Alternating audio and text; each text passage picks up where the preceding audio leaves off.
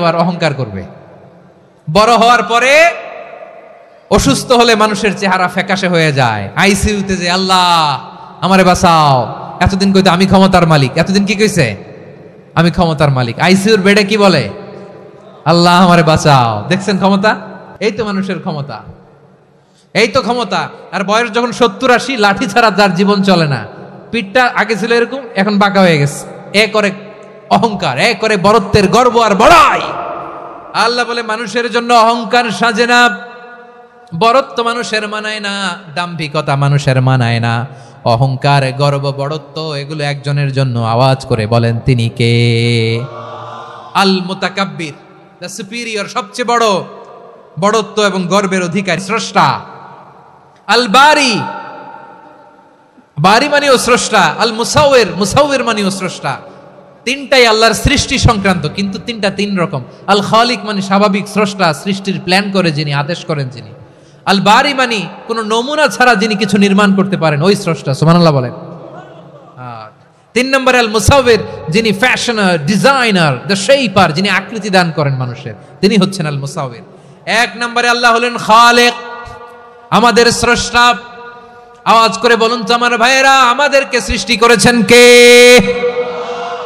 এই সৃষ্টি করার জন্য আল্লাহর কি অনেক কষ্ট হয়েছে নাকি? অনেক সময় দেয়া লেগেছে নাকি? আমার আল্লাহর ঘাম ঝরেছে নাকি? আল্লাহ বলে, না রে গোলাম, তোদের মতো আমার সময় লাগে না, কষ্ট হয় না। আমি কোন বলতে দেরি হয়, হ বলতে দেরি, হতে দেরি হয়। আওয়াজ করে বলেন, হ বলতে দেরি, কিন্তু হতে দেরি হয়, হও হয়ে যায়, কোনো দেরি নেই। তার মানে আল্লাহর হও বলা লাগে না, হও বলা লাগে না। এটা আমাদেরকে বুঝানোর জন্য আল্লাহ বলেছেন যে আমি কোন বললে হয়ে যায়, তাই বলে কোন বলারও মুখাপেক্ষী আমি নই। সুবহানাল্লাহ পড়বেন না? কেমন রবের গোলাম আমরা।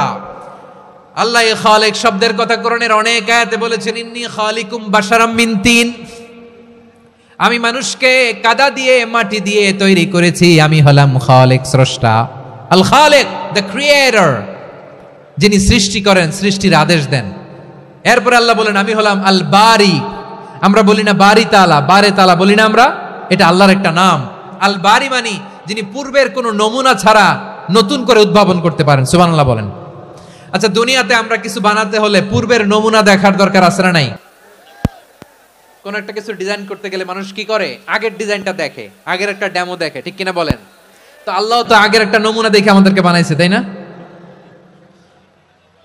আমাদেরকে বানানোর আগে আল্লাহর কাছে কোনো নমুনা ছিল না। আল্লাহ বললেন, আমি হলাম আল মুসাউইর, আমি আকৃতি দানকারী, the fashioner, the designer, the shaper. আল্লাহ তাআলা আমাদের আকৃতি দান করেন। আমাদের দেহাবয়বের আকৃতি দান করেছেন কে? আমাদের কেউ সাদা, কেউ শ্যামলা, কেউ ফর্সা, কেউ লম্বা, কেউ খাটো, কেউ বেটে, কেউ মোটা, আছে না নাই? আমাদের কেউ নারী, আমাদের কেউ পুরুষ, আবার আমাদের কেউ হিজড়া। এটা বানালেন কে? আওয়াজ করে বলুন তো, এই ডিসিশন মেকিংটা করেছেন কে? এর নাম হচ্ছে আল মুসাউইর, the designer, the fashioner, the shaper. তিনি শেপ দেন।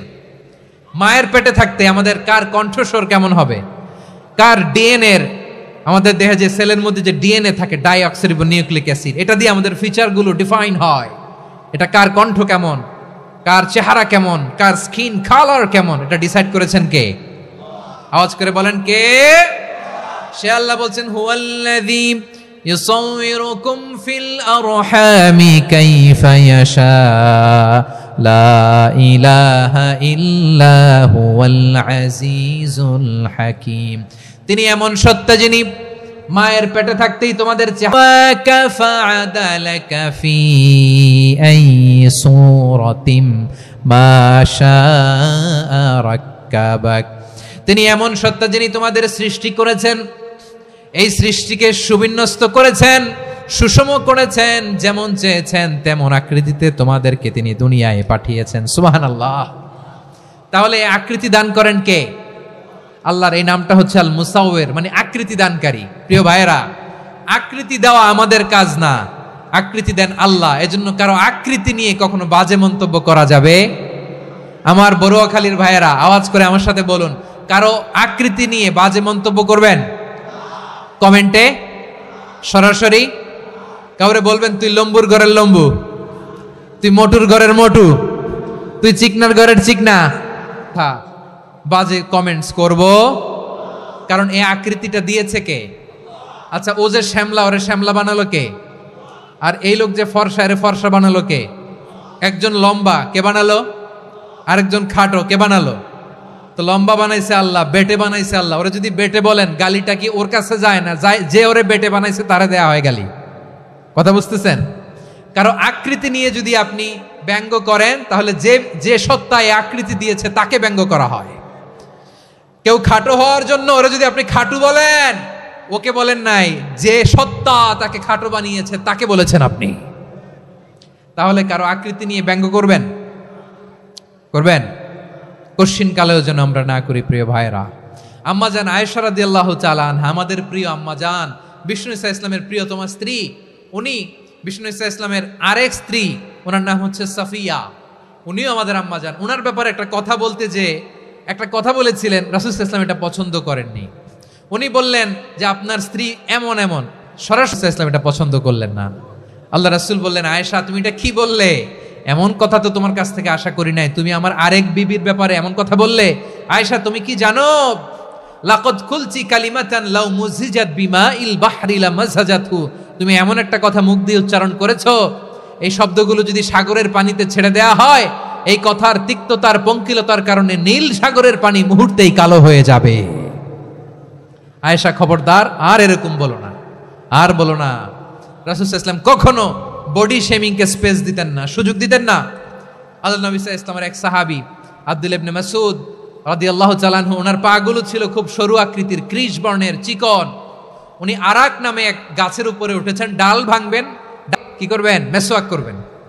তো বাতাসের ঝাপটায় ওনার লুঙ্গি একটু সরে গেল, নিচ থেকে লোকেরা ওনার ওই চিকন পা দেখে ফেললো। দেখে সবাই হেসে কুটি কুটি হাসতেছে সবাই। বিষ্ণু সাল্লাল্লাহু আলাইহি ওয়াসাল্লাম বললেন, হাসলা কেন? সব সাহাবারা বলে, ইবনে মাসুদের পা দেখে হাসছি। রাসূল সাল্লাল্লাহু আলাইহি ওয়াসাল্লাম বলেন, আমার আব্দুল্লাহ ইবনে মাসুদের পা দেখে তোমরা এরকম হাসলা, তার আকৃতি নিয়ে তোমরা এরকম করলা, তোমরা কি জানো ওয়াল্লাযী, আমার আকৃতি কেমন হবে এটা ফিক্স করার দায়িত্ব যদি আল্লাহ আমাকে দিত, আমি কি করতাম বলেন তো দেখি, উত্তর দেন।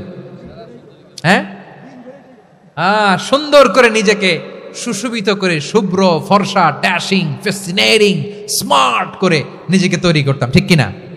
কোন নারীকে যদি তার চেহারা, রং, গড়ন, অবয়ব, দেহাবয়ব, আকৃতি, শেপ কেমন হবে এটা ফিক্স করার দায়িত্ব যদি আল্লাহ তাকেই দিয়ে দিতেন, সে নিজেকে সবচেয়ে সুন্দরী, সবচেয়ে রূপবতী করে তৈরি করতো, ঠিক কিনা?